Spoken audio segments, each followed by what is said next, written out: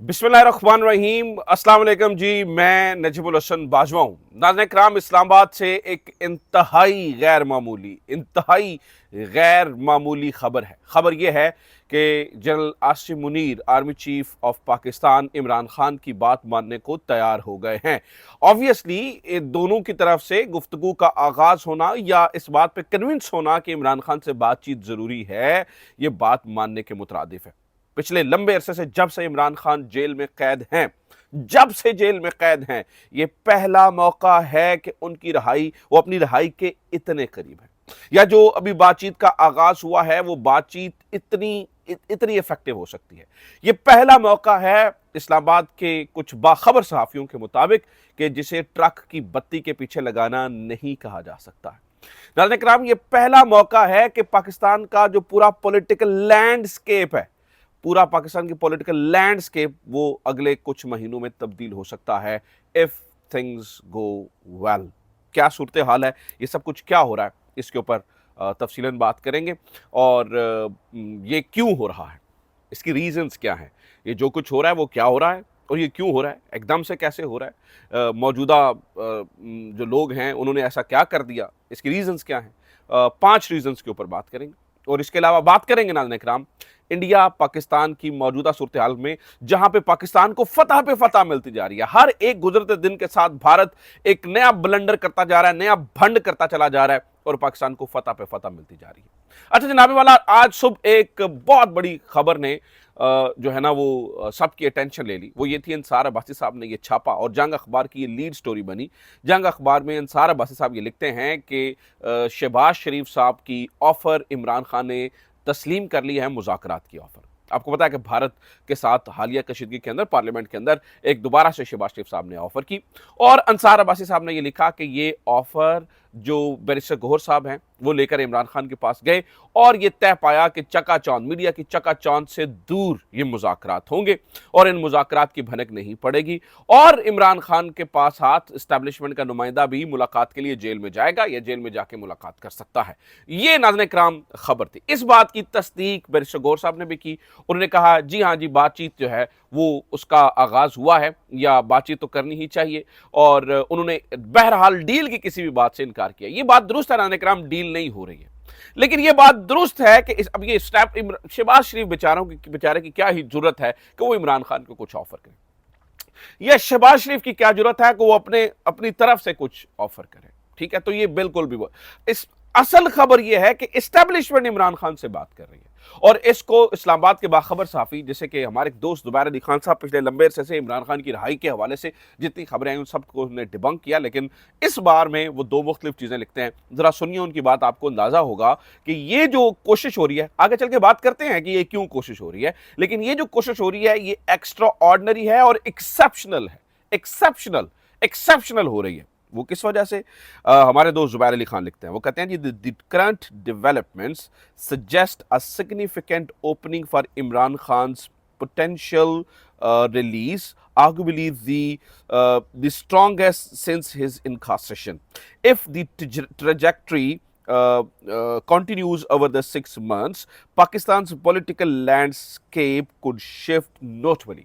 वो कह रहे हैं जी, अगर ये सारा कुछ ऐसे चलता है तो अगले 6 महीनों के दरमियान पाकिस्तान का जो पूरा पॉलिटिकल लैंडस्केप है वो सारे का सारा तब्दील हो जाएगा। और ये उन्होंने कहा कि फिर उन्होंने इस बात की मजीद बात की, ये नहीं कि ये जो गुफ्तगू है, ये जो ऑफर है, ये पुरानी ऑफर से किस तरह से मुख्तलिफ है। वो इस पर बताते हैं कि for years I have dismissed every so called opening as just another truck की बत्ती, but for the very first time seeing and hearing and feels what I'm seeing and hearing feels different. यानी कि इस दफा चीजें बिल्कुल मुख्तलिफ नजर आ रही हैं। कहते हैं मैं जो कुछ सुन रहा हूं, जो कुछ देख रहा हूं, वो बड़ा मुख्तलिफ है। उसकी वजह में नाज़रीन कराम, अब ये हमने ये तयशुदा बात है कि इमरान खान को ऑफर की जा रही है। ऑब्वियसली इमरान खान की रिलीज की बात की जाएगी, ऑब्वियसली इमरान खान को रिहा करने की बात की जाएगी और इस्टेब्लिशमेंट इमरान खान से बातचीत करने के मूड में है। जनरल आसिम इमरान खान साहब को डाइजेस्ट करने के मूड में है। तो ये सब कुछ क्यों, कैसे और किस तरह से हो रहा है, इसके पीछे कुछ रीजन है।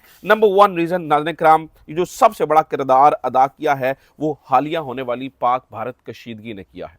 पाक भारत कशीदगी ने नाज़रीन कराम पाकिस्तान को इस वक्त अलग ही मंजिलों तक पहुंचा दिया है। पाकिस्तान जो है वो पिछले लंबे अरसे तक जहां पर नहीं पहुंच पाया, यानी कि हमारे यहाँ जितने से डिप्लोमेटिक आपने ये देखा एरर्स थे, हमारी फाइनेंशियल सिचुएशन बहुत बुरी थी, हमारा हमसाया हमें बुली कर रहा था, जो हालिया होने वाली कशीदगी है इसमें हमारी जो बड़ी ज़बरदस्त फोर्सेस ने प्रोफेशनल किरदार अदा किया है, उससे एक पाकिस्तान एक बड़े अहम और अजीम मकसद को हासिल करने में कामयाब हुआ। लेकिन ये हुआ कैसे नाज़रीन इकराम? ये हुआ जो पाकिस्तान तहरीके इंसाफ, इनफैक्ट यही तो अवाम है और यूथ ने जो किरदार अदा किया।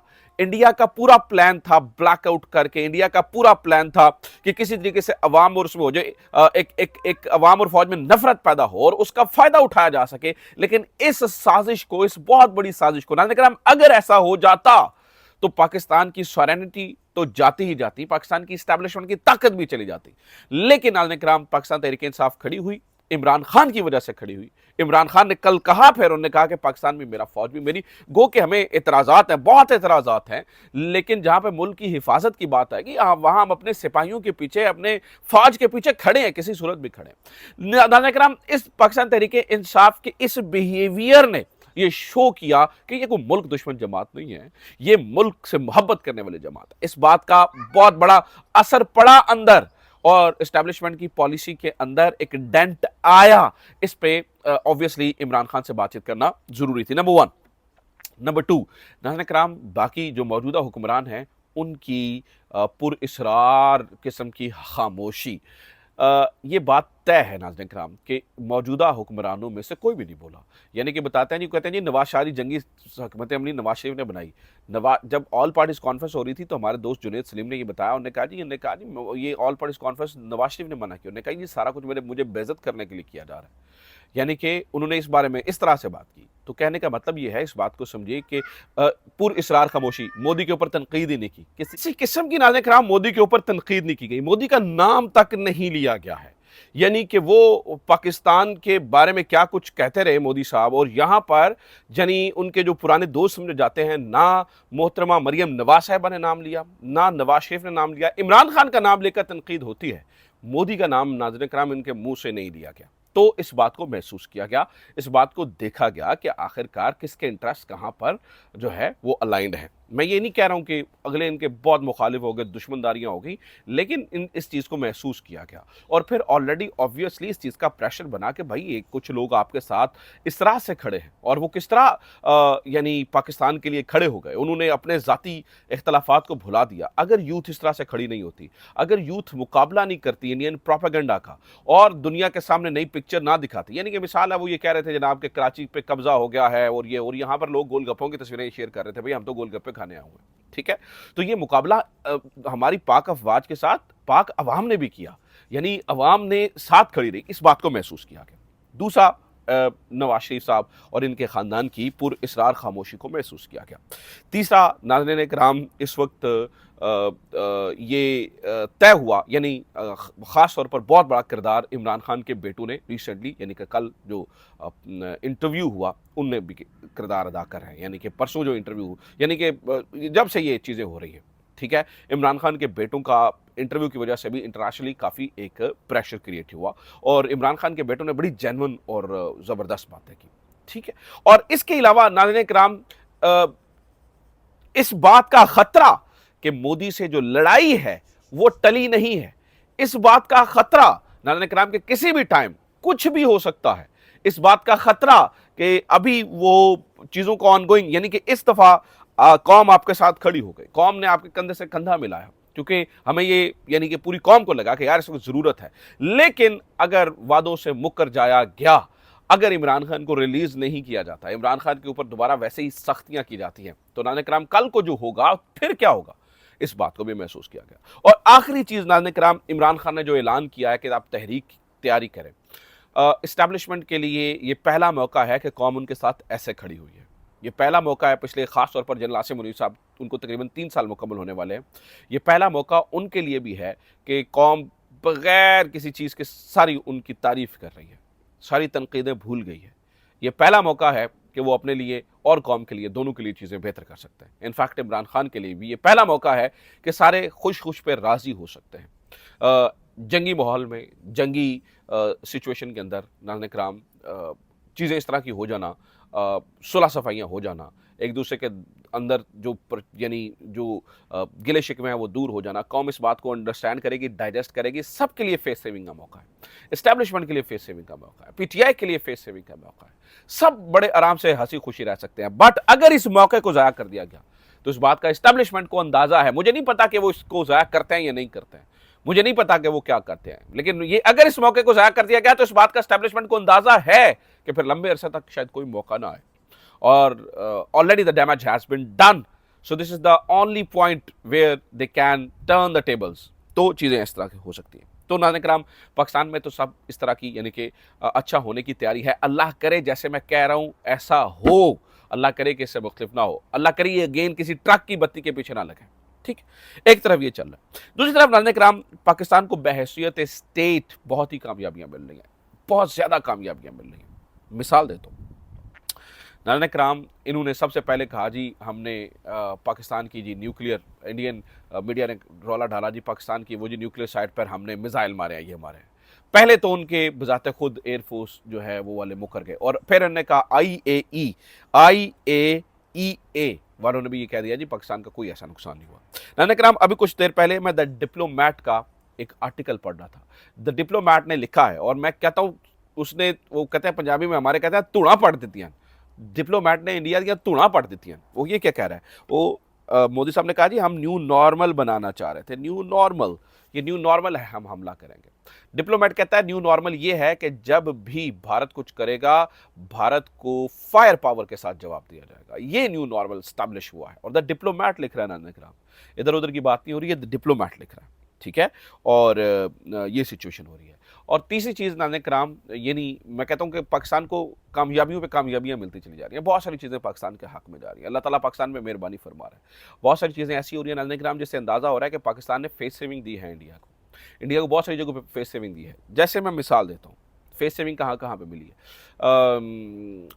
आपको ये याद होगा कि जो मुनीर फारूक है उन्होंने खबर दी थी, उन्होंने कहा जी पायलट था या थी, जो भी था वो तारीख में लिखा जाएगा, कुछ ऐसा हो गया है, फेस सेविंग इंडिया को दी गई है।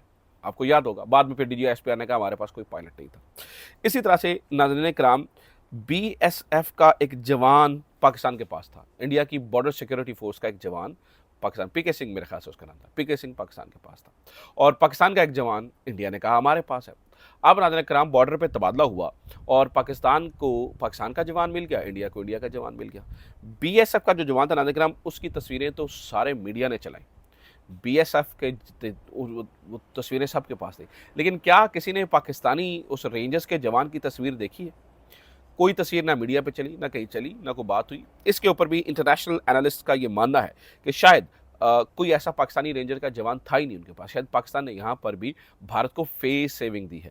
आपको याद होगा DGSPR ने जब कहा हमारे पास कोई पायलट नहीं है, तो जो साथ में AVM औरंगज़ेब बैठे हुए थे, औरंगज़ेब उनकी तरफ देख के बड़ा मुस्कुराए थे। इस पे बहुत ज़्यादा मीम्स भी बनी और बहुत ज़्यादा लोगों ने सवाल बातें भी की और कहा कि यार ये चीज़ें इस तरह से हो। तो कहने का मतलब ये है कि नाज़रीन कराम लगता है कि पाकिस्तान बहुत सारी जगहों पर फेस सेविंग दे रहा है भारत को, बहुत सारी जगहों पर भारत को फेस सेविंग मिल रही है। ये पाकिस्तान की जीत है, अल्लाह ताला मेरे मुल्क की जीत सलामत और क़यामत रखे। लेकिन अगर इस दफ़ा मैसअप किया गया पाकिस्तान की अंदरूनी सतह पर तो ऐसा नुकसान होगा शायद जो दोबारा इर्रिकवरेबल होगा। अपना ख्याल रखिए, खुदा हाफ़िज़। पाकिस्तान जिंदाबाद।